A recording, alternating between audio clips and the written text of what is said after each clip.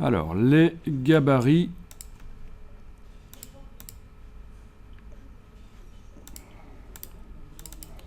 Donc, dont tu me parlais pour ton prestataire de service en ligne, j'imagine. Donc, c'est du PDF, mais est-ce que c'est du PDF lisible, ouvrable dans Illustrator? On va voir. En tout cas, voilà, oui.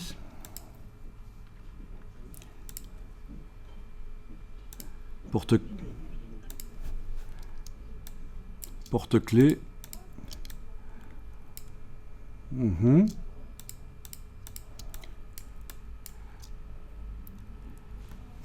Ah oui, et c'est à l'échelle 1 sur 1, d'accord. Et là, ok, ligne de coupe en rouge. Safety area, c'est la marge, il ne faut pas mettre des choses importantes au-delà des pointillés.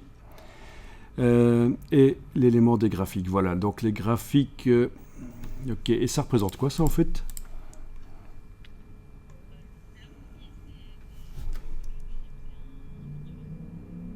Ah oui, c'est un drapeau pour les stands de présentation. Oui, oui, oui, d'accord, oui, je vois.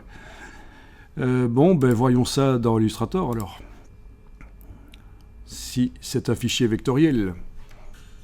Donc, si c'est un fichier vectoriel qui s'ouvre dans Illustrator, on est dans le même cas de figure que les fichiers Photoshop PDF. Ils s'ouvrent dans Photoshop et ils s'ouvrent aussi dans Acrobat. Donc là, j'ai ouvert ces fichiers-là précédemment dans Acrobat. Je vérifie maintenant qu'ils s'ouvrent dans Illustrator.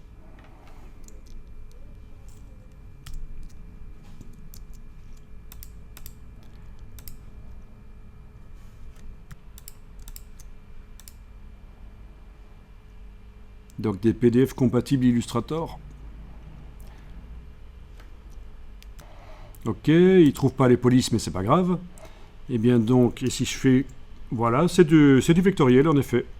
C'est du vectoriel, donc il faut arriver à placer dans la forme où le graphique doit apparaître, il faut arriver à placer les choses. C'est ça le principe.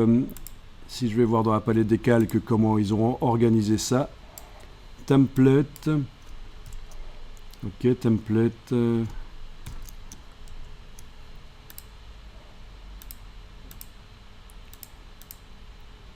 Ben oui. Il faut connaître le système pour arriver à placer ces éléments. Il faut connaître Illustrator, le système certainement du masque d'écrêtage pour arriver à faire apparaître une image ou quelque chose à travers une forme. Alors quant à l'autre ici, c'est également du vectoriel bien sûr. Donc c'est-à-dire que oui, à la limite, mais il ne faut pas le faire bien sûr, mais les courbes là peuvent être modifiées. C'est bien du vectoriel. Donc là aussi, techniquement, ça peut s'ouvrir dans Photoshop aussi.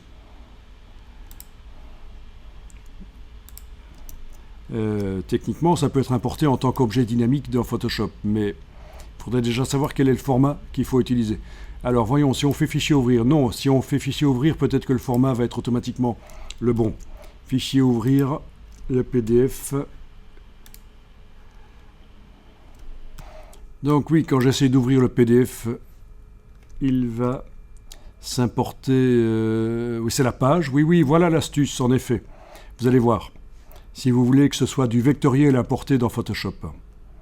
Donc je fais fichier ouvrir et il me propose la boîte importer un fichier PDF. Ok. Je dis que c'est la page que j'importe, oui.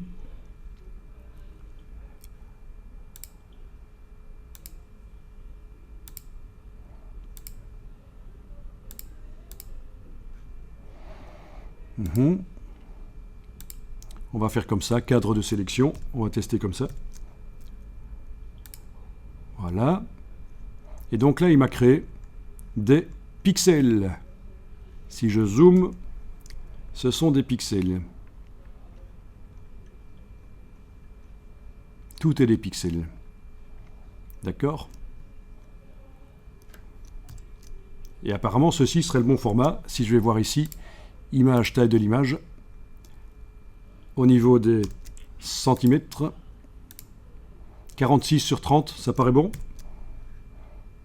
Je vais essayer avec l'autre. Voilà. OK. Toujours page. Voilà. Au niveau du format ici dans Photoshop, image, taille de l'image en centimètres, 63 sur 210, ça paraît bon aussi ça. Et donc, il devrait y avoir des lignes. Oui, il y a des lignes. Quand on zoome, on voit des lignes. Et c'est des lignes pixels. Bien. Alors, pour que le vectoriel soit dans Photoshop, dans un objet dynamique, il va falloir que je fasse... Je vais le faire sur l'autre image, ce sera plus clair peut-être. Je vais faire un sélection, tout sélectionner. Touche suppression. Donc rien n'y est plus. Je peux désélectionner. Il n'y a plus rien dans l'image. Et je vais aller importer, fichier, importer et incorporer. Importer le PDF.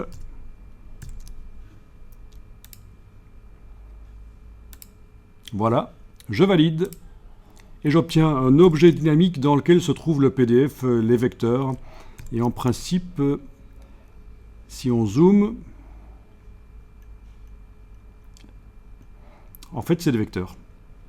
C'est des vecteurs, mais ils sont vus à travers les pixels de l'image, mais c'est des vecteurs. Et l'image contient énormément de pixels, donc ça reste précis. 5400 ici sur 3500. Voilà. C'est des vecteurs. La preuve, si je fais image, taille de l'image, et que je diminue par 100 le nombre de pixels dans l'image, je mets à 10% en largeur hauteur, donc je diminue par 100, 547 sur 357.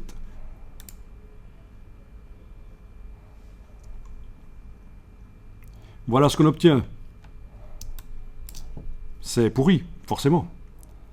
Mais si je remonte, si je remultiplie par 1000% la dimension, je vais récupérer le nombre de pixels que j'avais juste avant. Et si c'est pas des vecteurs, ça va devenir tout flou. Si c'est des vecteurs, ça va redevenir net. C'est redevenu net, donc c'est bien des vecteurs. Vous voyez l'astuce pour vérifier qu'on a bien affaire à des vecteurs à l'intérieur là. Voilà. Donc là aussi, on pourrait éventuellement le faire dans Photoshop, mais j'ai l'impression qu'ils attendent plutôt un fichier Illustrator. Et en fait, c'est très facile de savoir. Il faut aller voir quels sont les conseils d'utilisation des gabarits. Là où tu as téléchargé les gabarits, ils vont certainement te montrer les conseils d'utilisation. Comment l'utiliser?